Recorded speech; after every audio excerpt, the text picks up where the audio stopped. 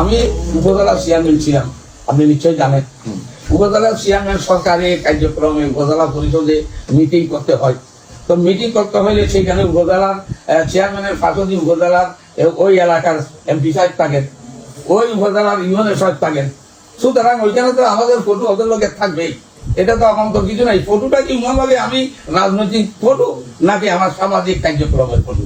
এক নম্বর 2 হইলেও যেখানে সন্তুলক এক জায়গায় বসে আছে, লাল পর্দা দেখা যাচ্ছে, আর একটা আমার ফটোটা ধরাই দিয়েছে, আমি টেলিফোনে কথা বলতেছি, তাহলে আমারটা সাদা উনারটা লাল পর্দা, তাহলে এগুলো কি ষড়যন্ত্র নয়?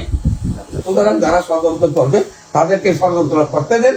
এই ষড়যন্ত্রকে খাটিয়ে উঠে আমি এই বিএনপিকে শক্তিশালী করব।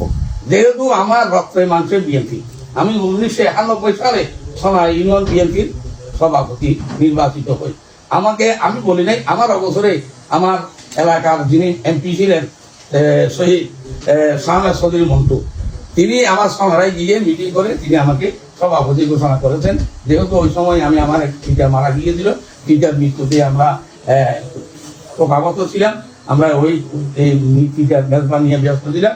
পরে একদিন পরে আমাদের শুনছি আমাকে সভাপতি করা হয়েছে। এর আগে 1979 সাল থেকে বিএনপির সাথে সংশ্লিষ্ট থাকলো, কোনো পদবি আমার ছিল না। আমরা বিএনপির সমর্থক ছিলাম, বিএনপির জন্য কাজ করেছি। পরবর্তীতে 1996 ইলেকশনের পরে পরিয়ায় উপজেলা কমিটি, দক্ষিণ জেলা কমিটি, উপজেলা কমিটিতে আমাকে সম্মানিত সদস্য রাখা হয়েছিল, দক্ষিণ জেলায় সম্মানিত সদস্য রাখা হয়েছিল। তৎকালে আমাদের নেতা কর্নেল অলি আহমদ বীর বিক্রম, উনি যেভাবে কমিটি করেছেন সেইভাবে আমরা কমিটিতে কাজ করেছি। 2009 সালে আমি উপজেলা চেয়ারম্যান নির্বাচিত হওয়ার পর উপজেলা দক্ষিণ জেলার আহ্বায়ক কমিটিতে আমি 2 নম্বর যুগ্ম আহ্বায়ক ছিলাম জাফরুল ইসলামের সাথে, এবং ফরিয়া উপজেলার আহ্বায়ক হয়ে একেবারে ইউনিয়নে সম্মেলন করে উপজেলায় সম্মেলনের মাধ্যমে তৎকালীন স্থায়ী কমিটির সদস্য মরহুম lieutenant brigadier general Ahsan Hannan Shah প্রধান অতিথি হিসেবে উপস্থিত থেকে তিনি আমাদের সম্মেলন সমাপ্ত করেছেন, এবং সেই সম্মেলনে আমি সভাপতি নির্বাচিত হই। এরপরেই দক্ষিণ জেলার সম্মেলনের মাধ্যমে বাসারিয়া ডিগ্রি কলেজের এইখানে আমি সম্মেলনের মাধ্যমে আমাকে সেক্রেটারি নির্বাচিত করার জন্য সবাই একমত ছিলেন। কিন্তু আমাকে শেখ মোহাম্মদ মহিউদ্দিন আসি বেড়াই ধরে বলে যে ভাই আমাদের আপনার তো মুরব্বী মানুষ, আপনি সম্মানিত পোস্ট সিনিয়র সরকারের যে পোস্টটা নিয়ে আমাকে সেক্রেটারি পোস্টটা দিয়ে দেন। তো সুতরাং গৈসের বাবু ওই সময় প্রধান অতিথি ছিলেন, সবাই উপস্থিত, আমরা আলাপ আলোচনা করে আমি সেক্রেটারি পদ পরিহার করে ওনাকে সেক্রেটারি হিসেবে ঘোষণা দিয়েছে, আমাকে সিনিয়র সহসভাপতি হিসেবে ঘোষণা দিয়ে দক্ষিণ জেলা কমিটি 2019 সাল পর্যন্ত আমরা ছিলাম। এর মধ্যে আবার রিসাবল হয়ে গাজী শাহজাহান জুয়েল সেক্রেটারি হয়েছিলেন। কিন্তু এর পরে 19-এর পরে আবার যখন আহ্বায়ক কমিটি হয় তখন সেই আহ্বায়ক কমিটি আমরা সিনিয়র সদস্য হিসেবে আমাদেরকে অন্তর্ভুক্ত করা হয়। 2010 সাল থেকে 2015 সাল পর্যন্ত আন্দোলন সংগ্রাম ফরিয়া মাঠে ময়দানে আমাদের সেই চিত্র আছে, এগুলো দেখলে আপনি বুঝতে পারবেন।